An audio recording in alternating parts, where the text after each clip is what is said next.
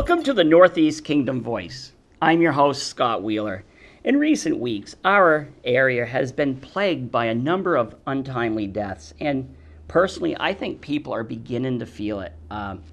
There's a sense of grief in the air, and today's guest is Doug Bouchard, the director of Northeast Kingdom Human Services, to talk about that very topic. Welcome to the show. Thank you.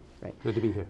You know, I've been saying there's almost like, especially in Orleans County where a lot of these deaths have occurred. Like I was telling you before the show, I had my classmate from the class of '84. Dana was deathly afraid of flying, and so she goes flying and the airplane breaks up around her and she falls to her death. And this was a person who was a beautiful person inside and out.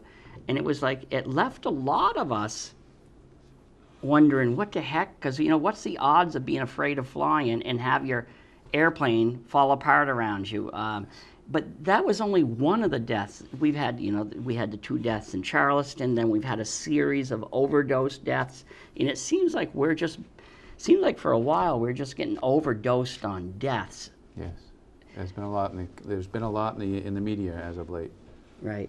Is there such thing, you know, I use the term, it seems like a community grief. You know, can that actually affect a community? I think it can, and at the health center that we run, we see it. The numbers go up, the number of people experiencing sadness or anxiety around these sorts of things do go up after such events. But you add to that the other news that we experience, Orlando or Newtown, Connecticut. I mean, all these sorts of larger, very sad events can really plague people in our community. Right. Yeah, because, and I think it's particularly true, especially with local events in this area, because we are such a small community. Yes. And we might not even know the people, but we typically know some of their relatives, or we can empathize or sympathize with them in some way. Yeah.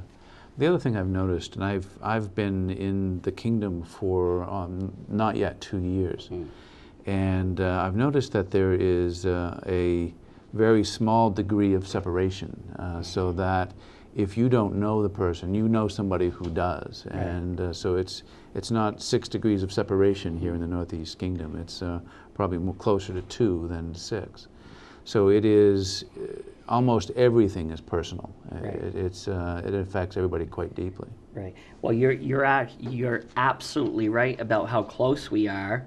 Because I often joke, and I was born and raised here, I've been here for generations, it's almost like, well, maybe when you go out on that first date, that you should both bring your genealogical charts just with to make you. Sure? Just to make sure they don't interconnect somewhere too close. Sure.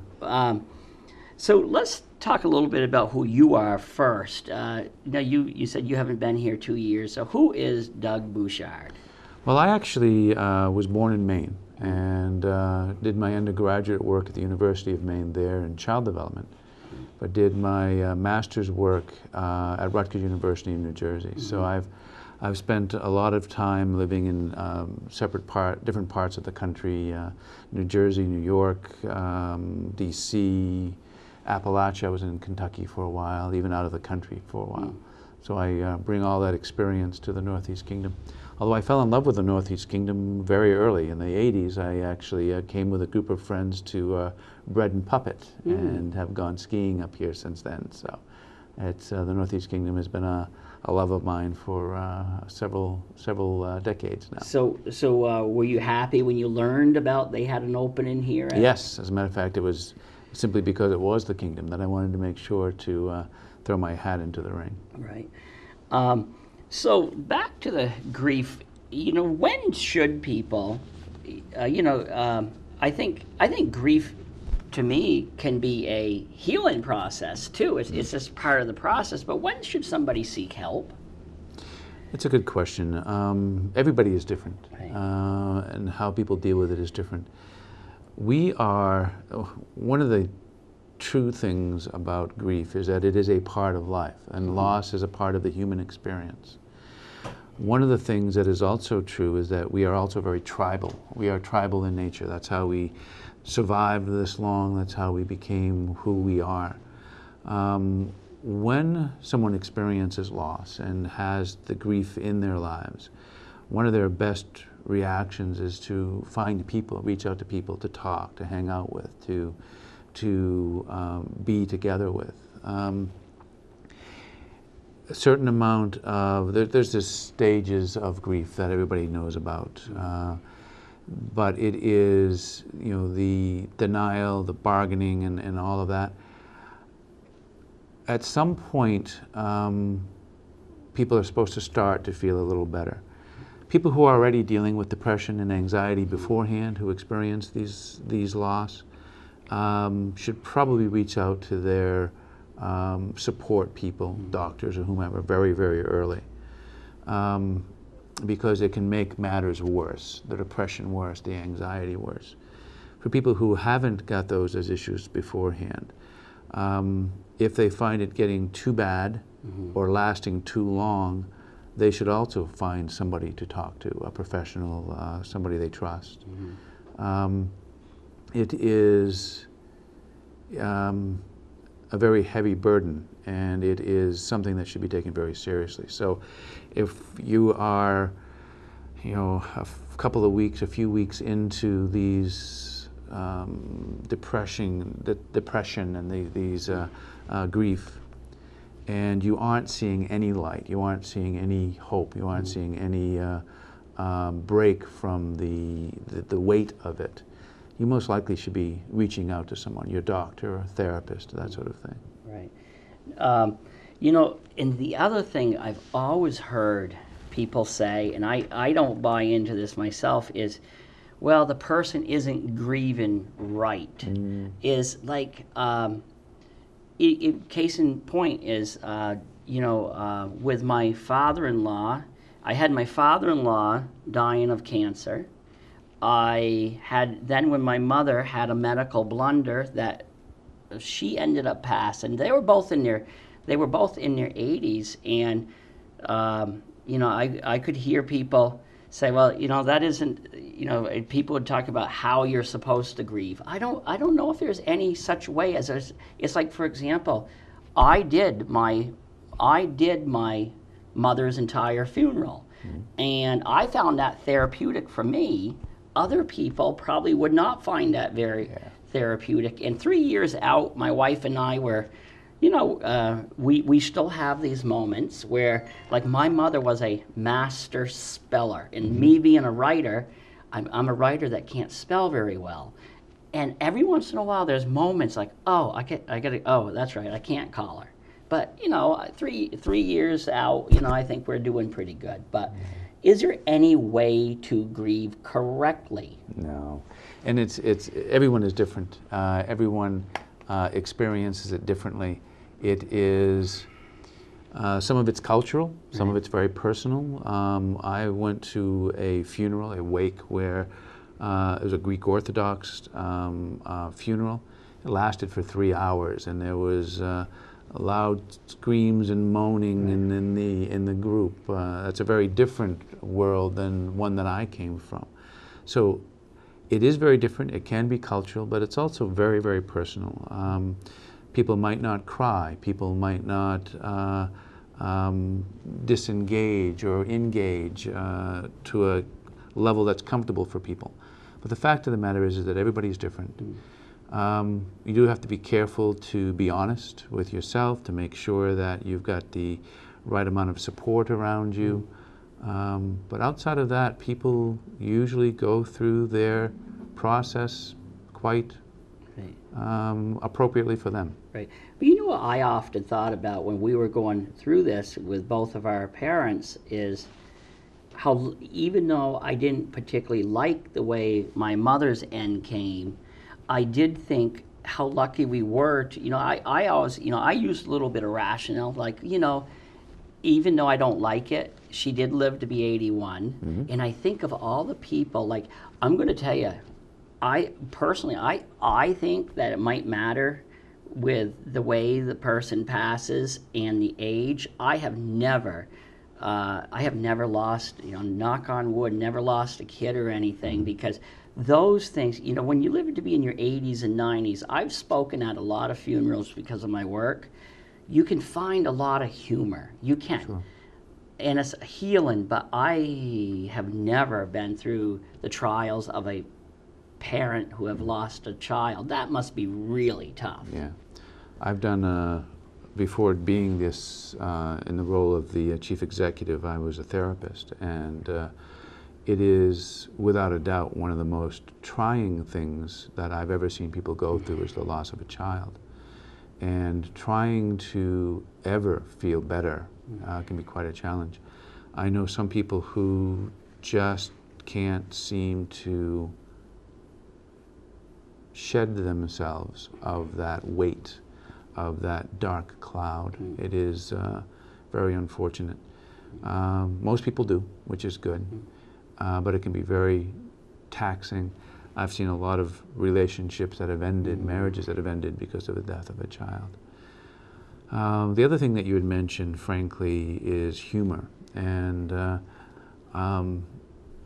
risk of seeming even a tad bit disrespectful to those who have passed, I have seen people who have, in moments of great sadness and great sorrow, find tiny bits of humor, tiny bits of light that they let in, just a little, for a little while, when they were ready, and it can make a world of difference.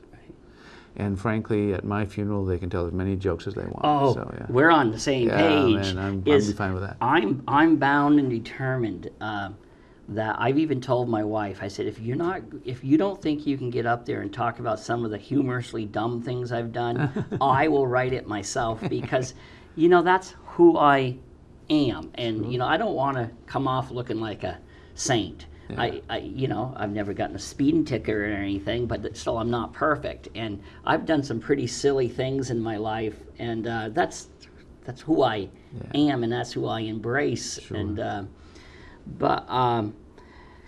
as I said, it seems like I can do that with the older generation, and I just barely lost my beloved aunt, but she was 88, and that woman lived a life like no other. She had a good life.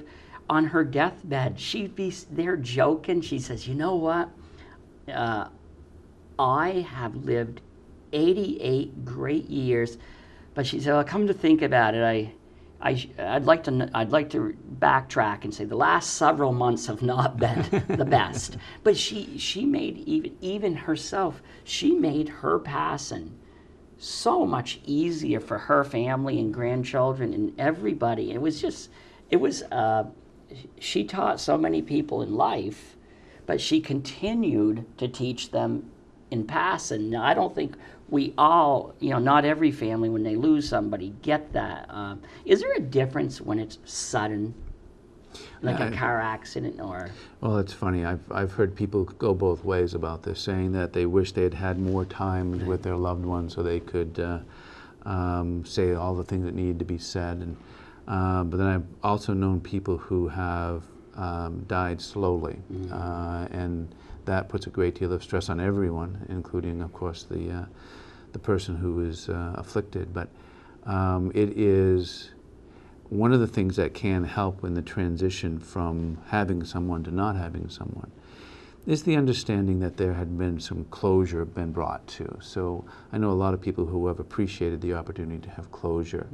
That conversation that you didn't have, that question you wanted answered, that mystery that you wanted solved before somebody left. That can certainly help with the other side, but there are blessings and curses in each direction, I think. I think sometimes too, through grief, sometimes people really rise to the occasion, and it helps them with their grief. Like I recently had a person on my show here, and Missy, and her brother died of a heroin overdose the night before Christmas. And she, once she, she's still grieving, but she has used it also to educate other people. And I've seen that time and time again, especially with people. Now, that wasn't her kid, but I've also seen that happen with people who lose kids. They find a sense of purpose that they, as we've had a number of people that my wife and I've had a number of people that we knew who lost kids, and they said, you're suddenly joining this huge family that you never even knew existed. Yeah. People who lost children, and they actually find some comfort in being able to help out people, because I don't think there's any way that none of us haven't lost children can truly understand. Yeah. And I think that's true. There's a certain amount of depth of grief that I've never lost a child, and I can empathize with losing people that I love and losing people that are important to me, but I cannot truly empathize with the loss of a child. It's they're sort of on their own planet at that point. Right. A lot of people not being able to understand.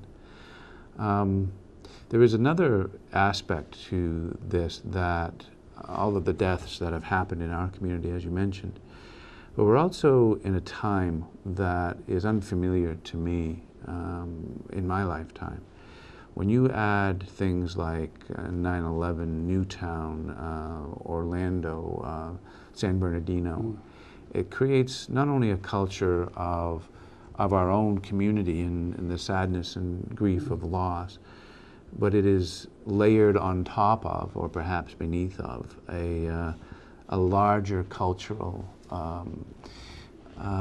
norm, it seems, I'm afraid to say, of loss, gratuitous loss, silly loss, stupid loss, meaningless loss, and makes it, it's going to impact us as a society and as a culture, and we haven't even figured out how yet, but it's sad.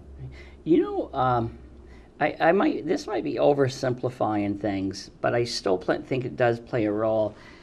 When we were growing up, I don't know about in Maine, you couldn't sit in front of the TV and watch the news all day, could you? Nope. Now you can sit there, and if you allow yourself, like because I have almost turned the news off, because if you allow it to, it seems like it takes, like the news. I started out in the news world, but just the local news world, but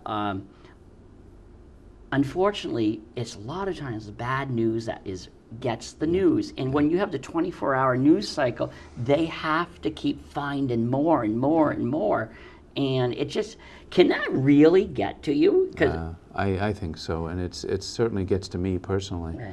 And there's this notion that if it bleeds, it leads, and it is a rather sad world when that is such a constant barrage. It is, be nice to think it's something we can get beyond, but with the 24-hour news cycle now, it's pretty rough. Yeah, no, I think that plays a role. Okay, we had to have a shorter interview today because you have meetings. Let's just, another 3-4 minutes. If somebody watching this show, if they really think they need help, how can they contact your offices? Well, Northeast Kingdom Human Services is in every community within the kingdom. Right. We have 2 primary offices, one in Derby here and one in St. Jay. We have a telephone number. It's 334-6744. We have a lot of very well-trained and very competent therapists available. We also work very closely with a lot of children and families. So we work with people with developmental disabilities, mental health issues, substance abuse issues. We work in the schools and with families and children in the communities as well. So there's a lot of resources there, and we would be happy to respond if somebody were to call. Now, I suspect you find some of the same personalities in Vermont as you did in Maine. we like to think of ourselves as people who can take care of ourselves, and I know from some of the social service agencies, especially the Asian folks, it's so hard to allow people. It's so hard for them to be able to help people because they want to do it on their own. If they need your help, that isn't a sign of weakness, is it? No, and as a matter of fact, I come from rather hardy stock myself, Right. of New England folk, and not only are we independent, we're downright stubborn. Right. So it is difficult to get people to a point where they can say, "Wait a minute, maybe I should talk to someone." No, not only is it not only is it not a sign of weakness, saying, "Wait a minute, I want to be better for myself, for my family, for my community. I'm going to go get this looked at," is actually a sign of strength, and we are willing to help people exercise that to the fullest extent possible. I know you're a busy person, but I think it would be great in the coming year if I welcome you to come back on, or anybody from from Northeast Kingdom Human Services, because I really think that there's so many topics we could address, because I think it's very important to reach out now, because we are, as everybody knows, we have the issue with the heroin, then we have the deaths, and we just have, I think we need to do a whole lot of community outreach. I have a lot of very talented staff, and I would welcome a return myself. Okay. All right. Hey, thanks, sir.